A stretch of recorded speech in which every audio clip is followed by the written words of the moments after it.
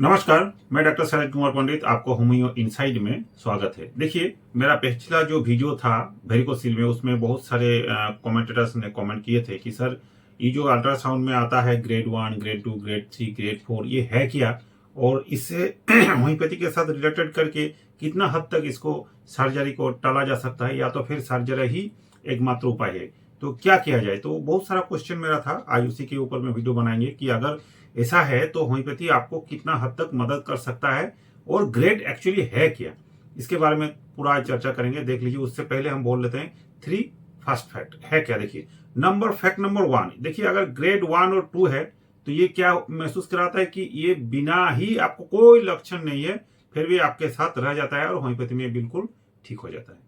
Fact number 2, ये grade जो है वो जो आपका नस है उसमें कितना सूजन है उसको दर्शाता है, ना कि कितना दर्द है उसको दर्शाता है। दर्द के साथ इस ग्रेड का कोई संपर्क है नहीं। फैक्ट नंबर 3, अगर सर्जरी करने से आपको आराम मिलता है लेकिन फेर होने का चांस है, लेकिन होम्योपैथी में अगर ठीक हो जाता है तो फेर होने का चांसेस बिल्कुल भी नहीं रहता है।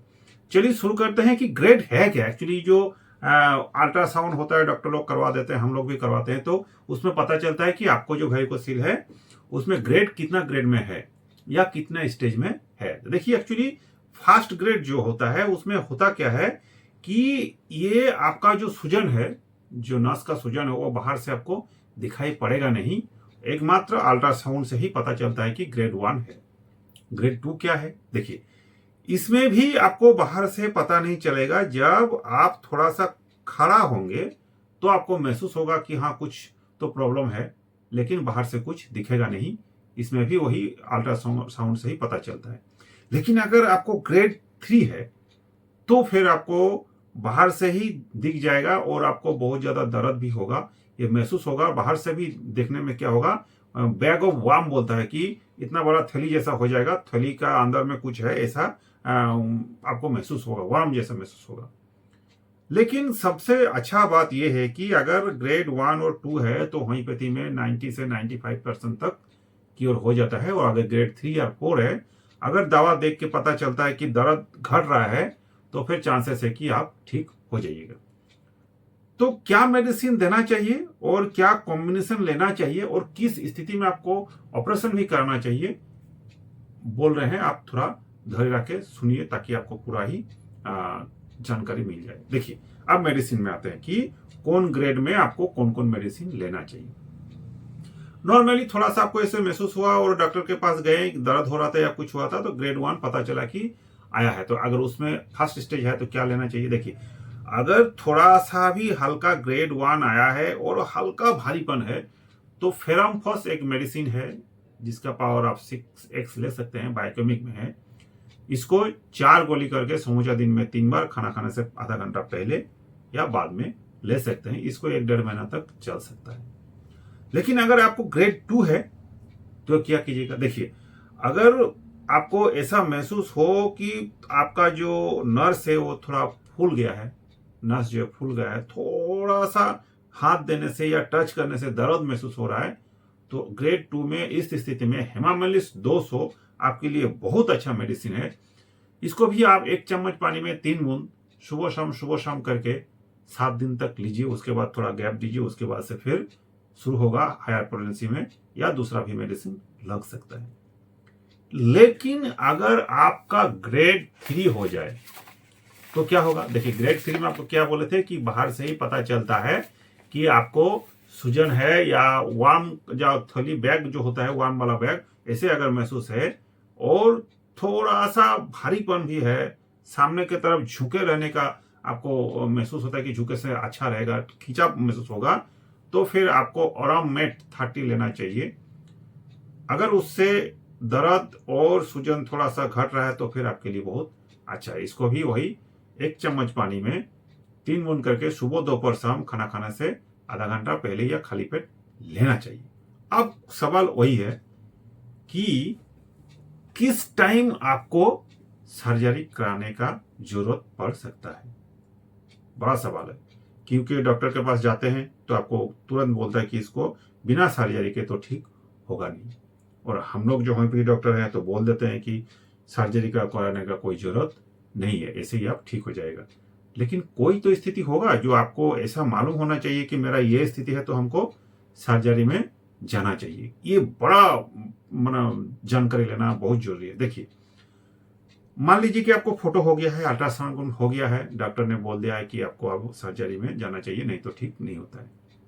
लेकिन आपको अगर अभी दर्द नहीं है और स्पर्म काउंट, इसके वजह से स्पर्म काउंट में बहुत दिक्कत हो जाता है। स्पर्म जो हम लोग का है, जो बचत उससे वजह से ही बच्चा होता है, तो वो अगर बीज, जिसको हम बोलते हैं स्पर्म, जो जीवाणु बोलते हैं, उसका अंदर, बीज का अंदर में जो रहता है, वो अगर आपको घट रहा है या दिक्कत हो रहा है होने में, ऐसा जांच में आया है, तो फिर आपको सर्जरी करा लेना चाहिए।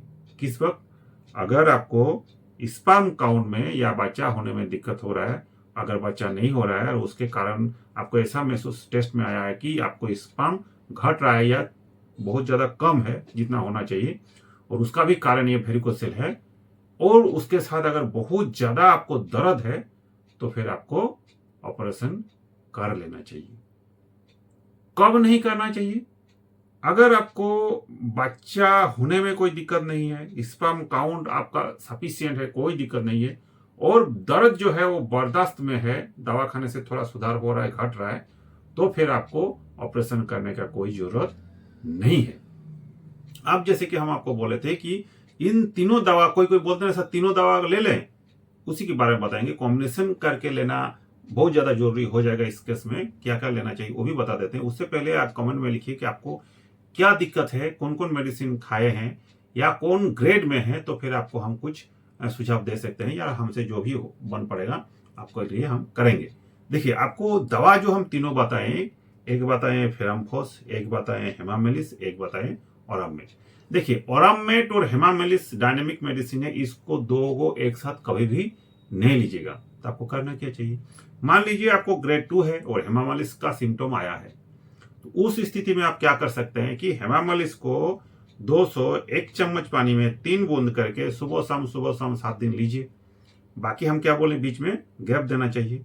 तो उस गैप में आपको क्या करना चाहिए, वो जो फेरामफोस है 6x, उसको क्या कीजिएगा 3 बार करके, मतलब 4 गोली करके, सुबह दोपहर शाम खाना खाने से आधा घंटा पहले या बाद में भी आधा घंटा बाद ले सकते हैं, कोई दिक्कत नहीं। बाद में थोड़ा सा सुसुम गर्म पानी पी लीजिएगा तो आपके लिए अच्छा है, नहीं भी पीजिएगा तो कोई दिक्कत नहीं, लेकिन गर्म पानी पीने से उसका थोड़ा सा सुधार और अच्छा होगा।